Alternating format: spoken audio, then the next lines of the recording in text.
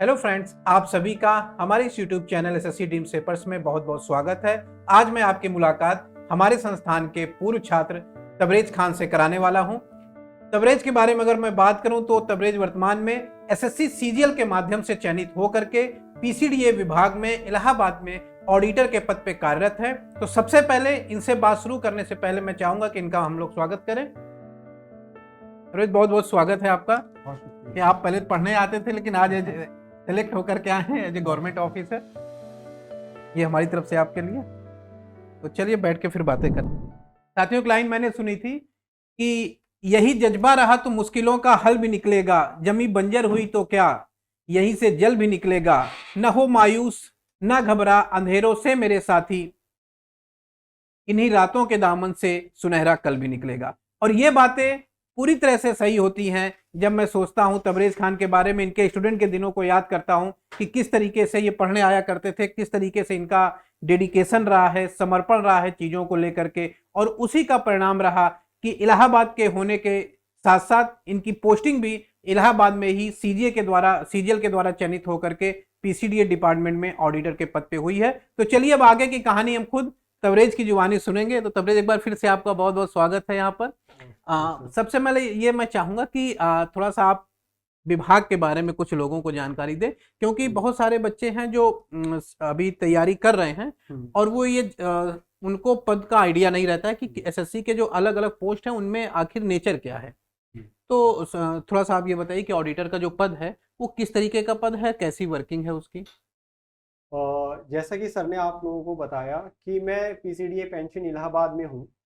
तो वहाँ पे अभी हम लोग पेंशन का काम देखते हैं, जो कि स्पर्श स्पर्श जो अभी नया मॉड्यूल आया है, जिसमें हम लोग स्पर्श एयरफोर्स, आर्मी और नेवी, इन तीनों जो हम लोग की आर्मी डिफेंस विंग है, इन तीनों की हम लोग पेंशन्स को ऑडिट करते हैं।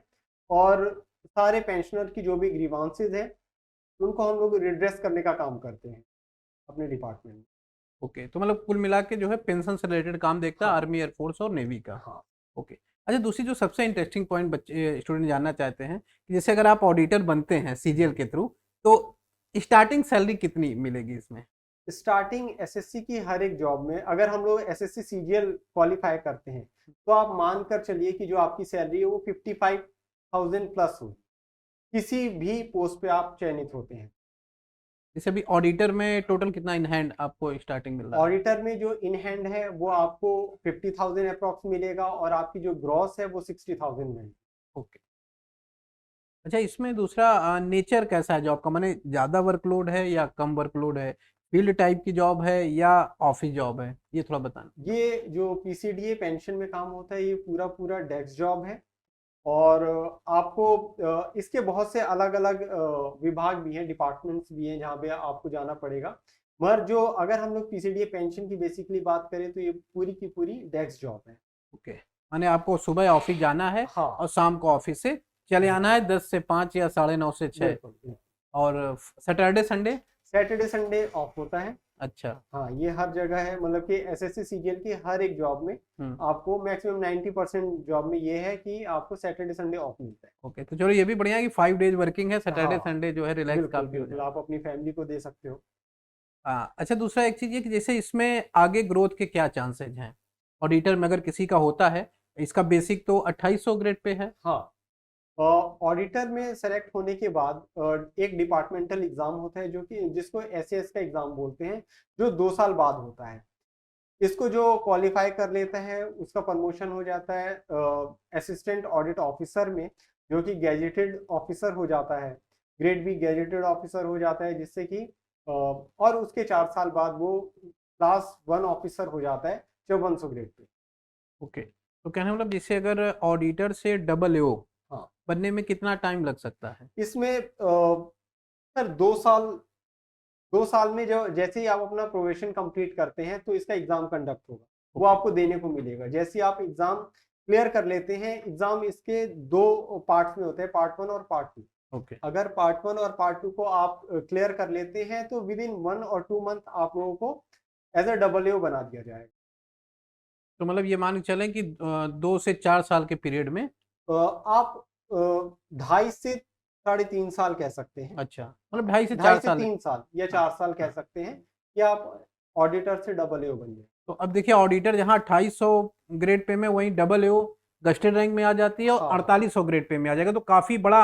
आप सोचो कि सीजीएल में इंस्पेक्टर कैडर भी 4600 ग्रेड पे में है, हाँ बिल्कुल उससे भी बिल्कुल। आप ऊपर निकल जाएंगे अगर हम सैलरी की बात करें। हाँ बिल्कुल, अगर आप डिपार्टमेंटल एग्जाम भी देते हो तो आप तुरंत काफी आगे चले जाओ। और दूसरा, जैसा कि आपने बताया कि भाई 4 साल बाद में 5400 मिल जाएगा, क्लास 1 में आ हाँ जाएगा। क्लास 1 ऑफिसर तो हो अगर जाएंगे। कोई स्टूडेंट 20-21 साल 22 साल में सेलेक्ट हो रहा है, हाँ। तो लगभग 30 साल का होते होते हम्म। वो लगभग ये कहिए कि गस्टेड रैंक में पहुंच जाएगा। गेस्टेड रैंक में पहुंच जाएगा, क्लास 1 ऑफिसर हो जाएगा, और उसके लाइफ उसके प्रिविलेजेस भी सेंट्रल की जॉब में बहुत अच्छे।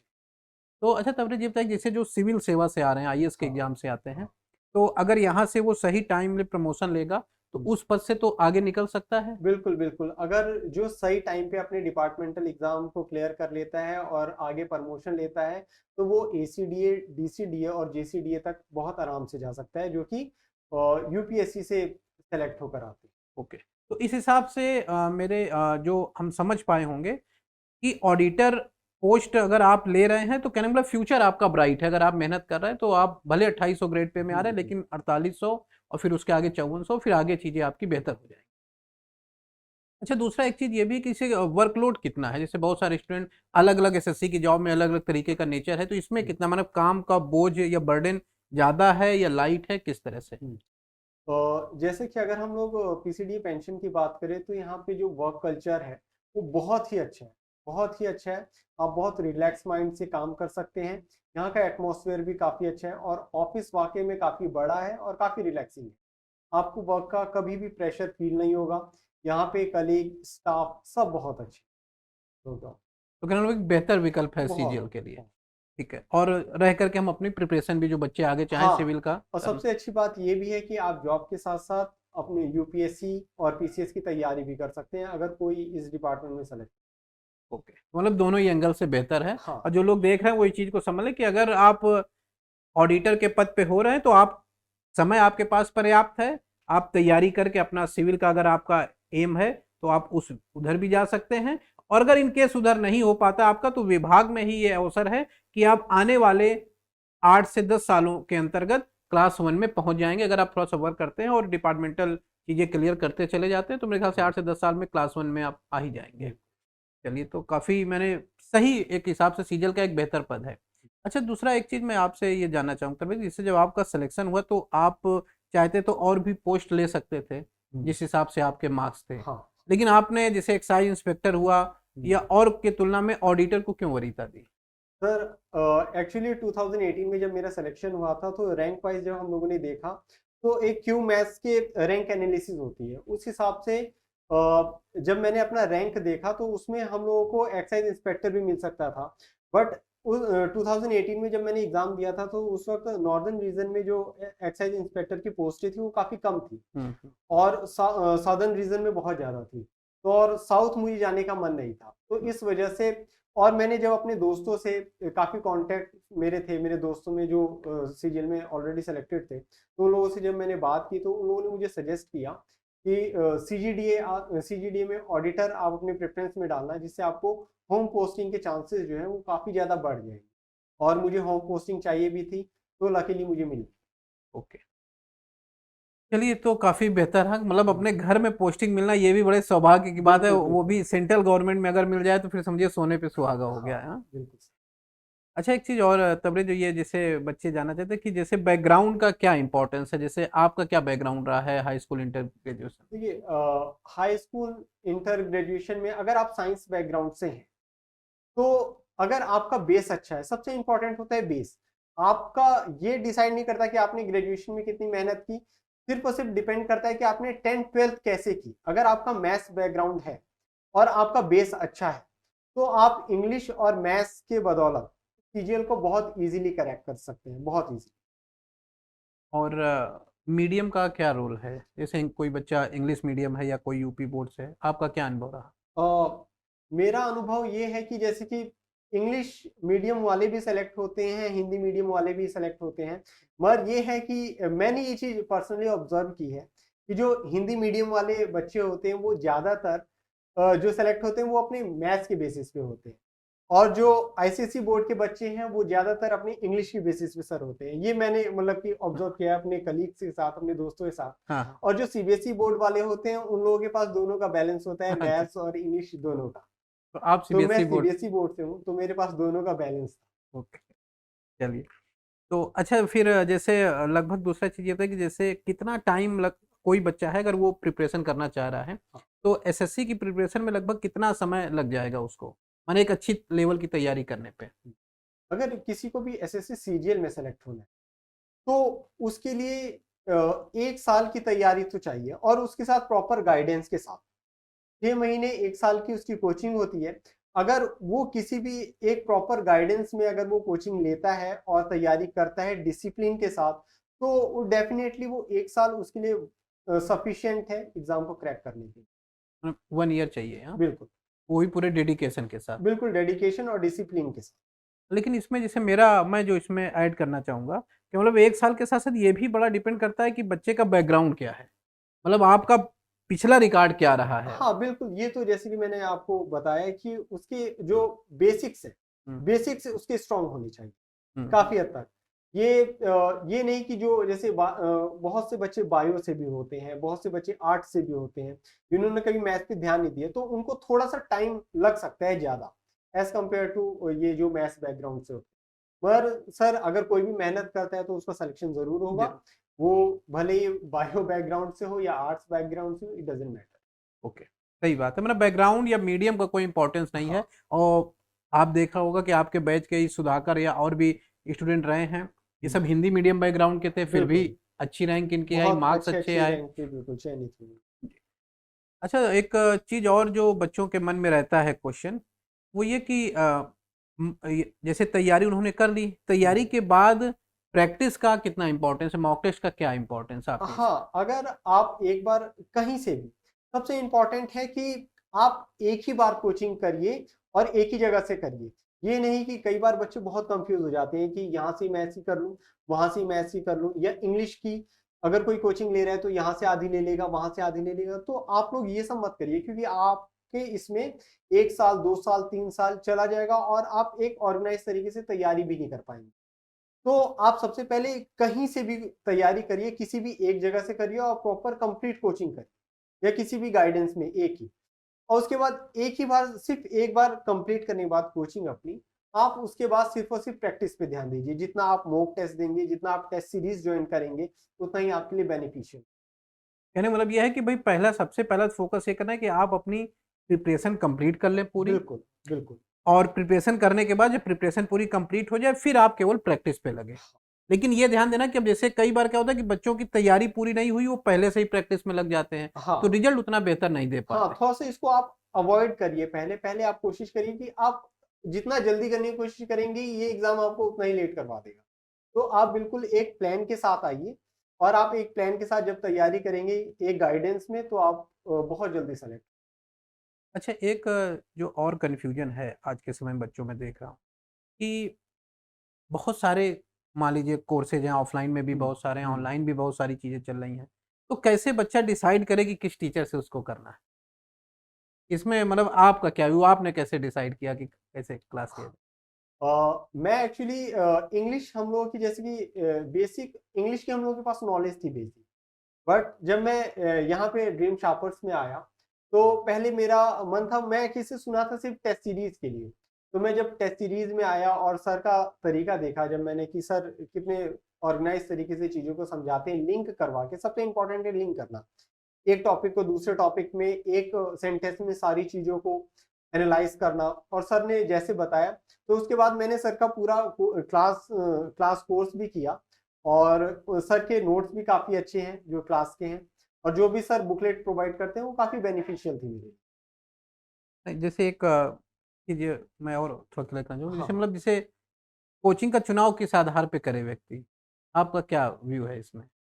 कोचिंग का चुनाव सर, जो टीचर आपको हर एक टॉपिक में चीज़ों को कनेक्ट करवाए, हर एक टॉपिक को मिक्स करके कनेक्ट करवाए। अगर कोई टीचर आपको, और उसका जो पैटर्न है पूरा जो उसने तैयार किया, जो उसका मॉड्यूल है, वो पूरा ऑर्गेनाइज होना चाहिए, तभी आप लोगों को क्लियर हो पाएंगी चीज़ें और आप कनेक्ट कर पाएंगे जब आप कनेक्ट कर पाएंगे तो आपको किसी भी चीज को रटने की जरूरत नहीं पड़ेगी। तो सबसे इंपॉर्टेंट है कि किसी भी टीचर के पास आप जब पढ़िए तो वो देखिए कि वो टीचर आपको चीजों को कनेक्ट तो करवा रहा है ना, चीजों को सेंटेंस में हर एक चीज बता तो रहा है ना। ये नहीं कि आपको कुछ चीजें बता दी और किसी भी चीज पे एक ही टॉपिक पे वो बार बार ध्यान दिए जा रहे हैं। जैसे कि अगर कोई कंजंक्शन पढ़ा रहा है तो कंजंक्शन के साथ साथ वो एडजेक्टिव को भी आपको बताए कि इसमें एडजेक्टिव का भी ऐसे यूज हुआ है, और सब्जेक्ट वर्ब एग्रीमेंट के भी बारे में उसमें उसी सेंटेंस में आपको उसका भी एग्जांपल दे, जिससे आप सारी चीजों को एक साथ कनेक्ट कर पाए। मतलब ये है कि कोरिलेशन इंग्लिश अपने आप में एक संपूर्ण है। हाँ तो मतलब आप पृथक करके सेपरेट करके किसी टॉपिक को नहीं पढ़ सकते, हर चीजों को एक दूसरे से इंटर रिलेट करके बिल्कुल और बिल्कुल, कोरिलेट करके ही समझना तभी है। समझ पाए। अच्छा, मैथ के लिए आपने क्या किया था? मैथ्स के लिए सर मैंने सिर्फ और सिर्फ एक ही बुक पे रिलाई किया जो कि किरण थी। अच्छा। किरण को मैंने सर एक बार लगाया, दो बार लगाया, तीन बार लगाया। आप जितनी बार किरण को लगाओगे उतने आपकी स्पीड भी ज्यादा होगी, क्योंकि एसएससी जो डिमांड करती है आपसे स्पीड, स्पीड और मैथ्स की अंडरस्टैंडिंग, शॉर्ट ट्रिक्स वगैरह ये तो है ही, मगर उसके साथ साथ आप जितने प्रैक्टिस करेंगे उतने ही आप परफेक्ट होते जाएंगे। मेन प्रैक्टिस का है। बिल्कुल। बाकी लेकिन आपको भाई पहले एक बार कॉन्सेप्ट अपने पूरे सारे क्लियर हाँ कर लीजिए, हाँ फिर प्रैक्टिस में हाँ, आइए। और कॉन्सेप्ट किसी भी एक ही टीचर से आप क्लियर करिएगा। ये ना हो कि आप आज इन टीचर से समझ रहे हैं, फिर कल दूसरे टीचर की वीडियो देख रहे हैं उनसे समझ रहे हैं। आप कभी भी ऐसा मत करिएगा, क्योंकि ऐसा करने से क्या होगा कि आप किसी भी आप एक ही ट्रिक को लगाइए मगर बार बार लगाइए, उससे आपकी उसमें स्पीड बढ़ जाएगी। आप अलग अलग टीचर को देखकर आप कंफ्यूज हो जाएंगे कि एग्जाम में कि इस क्वेश्चन को मैं इस ट्रिक से करूं या इस ट्रिक से, जिससे आपका काफी टाइम हाँ, खराब मतलब होगा पहले अपना एग्जाम में। डिसाइड कर लीजिए मुझे किसको पढ़ना है, हाँ किसकी बातें आपको समझ में आ रही हाँ हैं और किसकी चीजें आपके हिसाब से सही चल रही। बस एक बार डिसीजन ले ली तो उसी को फॉलो करके हाँ, और वहीं पे और काम बस कर। उसी पे आप प्रैक्टिस करिए। कोई भी टीचर खराब नहीं होता है, सारे अपने आप में अच्छे होते हैं, बस आपको मेहनत करनी है उन्हीं बिल्कुल। पर। अच्छा, और आपका ये सीजीएल का कौन सा अटेम्प्ट था इसमें क्वालिफाई? ये सीरियल का मेरा फर्स्ट अटेम्प्ट था, लकीली मैं उसमें हो भी गया। जैसे कि 2018 में ही मैंने सारे फॉर्म अप्लाई किए थे। एसएससी सीजीएल हो गया, सीपीएसआई हो गया और एसएससी सीएचएसएल हो गया। तो और उस वक्त रेलवे की भी कुछ वैकेंसी आई थी, उसमें मैंने अप्लाई किया था। तो सर चारों जगह मेरा सिलेक्शन हो गया था, और सारों के जो ज्वाइनिंग लेटर है आज मेरे घर पे पड़े। अच्छा अच्छा, और चलिए मैंने बहुत। At the end of the day मैंने जो ज्वाइन किया वो एसएससी सीजीएल किया। अच्छा, नहीं ये देखिए होता है क्योंकि वनडे एग्जाम लगभग आपका पैटर्न तो सेम है। बिल्कुल बिल्कुल। अगर आपकी तैयारी एक बार एक लेवल पर पहुंच गई है हाँ, तो आप एक साथ जब सिलेक्शन आपका होगा तो कई एग्जाम में होता कई जाएगा। एग्जाम में। यह है कि लेकिन मेन सबसे महत्वपूर्ण पार्ट ये है कि तैयारी आपकी एक लेवल पे होनी चाहिए। हाँ और एक लेवल पे जैसे कंपटीशन तो बहुत है, लेकिन एक हम्म, लेवल पे पहुंचने के बाद आपको लगेगा कंपटीशन उस तरीके का नहीं है। बिल्कुल वही बच्चे हैं जो हर एग्जाम में सिलेक्ट हो रहे हैं। वही एग्जाम। बिल्कुल नहीं, सही है। तो इन चीजों का थोड़ा आप लोगों को ध्यान रखना है कि भाई एक बार पहले हम अपनी तैयारी का बेसिक मजबूत करें, उसके बिल्कुल। बाद हम प्रैक्टिस में आए। अच्छा, प्रीवियस ईयर क्वेश्चंस का कितना रोल आपको लगता है? हाँ, प्रीवियस ईयर क्वेश्चंस का बहुत बड़ा रोल है, इंग्लिश में भी है, मैथ्स में भी है, क्योंकि कई बार पैटर्न काफी रिपीट हुए हैं। क्योंकि हम लोगों ने जब दिया था तब तो सारी चीजें बहुत नई थी। 2018 में चीजें बहुत नई थी, क्योंकि 2017 16 के बाद पैटर्न में बहुत ज्यादा ड्रास्टिकली चेंज आया। 17 के बाद 18 में जो चेंज आया वो भी काफी ड्रास्टिक था। बट 18 के बाद अब चीजें जो है वो काफी रिपीटेड हो रही है। तो आप प्रीवियस ईयर के क्वेश्चंस को लगाना ना भूलें, उसमें बार बार प्रैक्टिस करें, क्योंकि उसी से रिलेटेड एग्जाम में उसी पैटर्न पे बेस्ड सारे क्वेश्चन पूछे जाते हैं। तो आप प्रीवियस ईयर को बार बार लगाएं। तो प्रीवियस ईयर भी ध्यान देना है, मॉक टेस्ट पे भी ध्यान देना है, और अपना सबसे पहले अपना बेस कंप्लीट करिए। बिल्कुल। बेस कंप्लीट करने के बाद प्रीवियस ईयर हम्म, और प्लस उसके बाद फिर मॉक। हाँ, तो तीन बिल्कुल। चीजों पे अगर आप काम कर रहे हैं, पहले अपना बेस स्ट्रांग किए, फिर प्रीवियस ईयर किए और फिर उसके साथ मॉक किए, तो आपकी चीजें अपने आप बेहतर होती चली जाएंगी। चलिए, बड़ा अच्छा लगा बात करके तबरेज आपसे। और कुछ आप जो हमारे साथियों के अपनी तरफ से सलाह देना चाहें, कुछ एडवाइस, जो बच्चे अभी जुड़े हुए हैं, बहुत सारे लोग तैयारी कर रहे हैं, हम्म, आपकी तरफ से उनको क्या एडवाइस रहेगी? बिल्कुल, मैं ये कहना चाहूंगा सारे बच्चों को कि आप लोग मेहनत करते रहिए, आपका सिलेक्शन जरूर होगा। और सबसे इंपॉर्टेंट है कि आपको डिसिप्लिन होना पड़ेगा, और आपको एक प्लान के साथ आना पड़ेगा। आप प्लान बनाइए और उसी प्लान के तहत आप अपनी तैयारी करिए। इस तैयारी में ज्यादा टाइम नहीं लगेगा, आप लोगों को हार्डली 1 से 1.5 साल लगेगा, अगर कोई भी अपने डिसिप्लिन और डेडिकेशन के साथ अगर एग्जाम की तैयारी करता है। चलिए साथियों, तो बहुत बहुत धन्यवाद तबरेज आपका। आपने बहुत सारी अपने जीवन के जो अनुभव थे वो हमारे साथ साझा किए, और मुझे विश्वास है कि जो लोग देख रहे हैं इस इंटरव्यू को, काफ़ी चीज़ें इससे सीख करके जाएंगे। और देखिए, आप लोगों को मैं बता दूं फिर कि कोई व्यक्ति ऐसा अलग नहीं है, सब वही नॉर्मल हैं, सब उसी बैकग्राउंड से आते हैं, सबके साथ वही संघर्ष है। हाँ, बस ये है कि आप अपनी तैयारी अगर एक बार शुरू कर रहे हैं, तो जैसा आज तबरेज़ ने बताया कि भाई पहले प्रॉपर प्लान बनाइए, एक योजना आपके पास होनी चाहिए। दूसरी चीज़, पहले अपने सारे कॉन्सेप्ट को क्लियर करिए। कॉन्सेप्ट अगर खुद से कर सकते हैं तो खुद से करिए, किसी के गाइडेंस में अगर आपको करना है, कहीं पर भी आप अपने हिसाब से गाइडेंस लेकर के अपने कॉन्सेप्ट के हर टॉपिक के कॉन्सेप्ट को क्लियर करिए। देन प्रीवियस ईयर की जितनी चीज़ें पूछी गई हैं उसको कंप्लीट करिए, प्रैक्टिस लगातार करते रहिए। और अगर डेडिकेशन के साथ और एक डायरेक्शन में आप सही तरह से मेहनत करते हैं, तो यकीन मान के चलिए कि अगर तबरेज़ सेलेक्ट हो सकते हैं, मैं सेलेक्ट हो सकता हूं और हमारे बहुत सारे स्टूडेंट सेलेक्ट हो सकते हैं, तो आपके अंदर भी वो क्षमता है, आप भी सिलेक्शन पा सकते हैं। वो दिन दूर नहीं होगा जिस दिन आप अपने उस उम्मीद के साथ, अपनी उस सफलता के मुकाम के साथ अपने घर पे आएंगे, जिसकी उम्मीद करके घर वालों ने आपको तैयारी में भेजा है। तो चलिए, फिर आपसे मुलाकात होगी किसी और शख्सियत के साथ, किसी नए इंटरव्यू में। वहां हम नए विचारों को साझा करेंगे। आप सभी का बहुत बहुत धन्यवाद।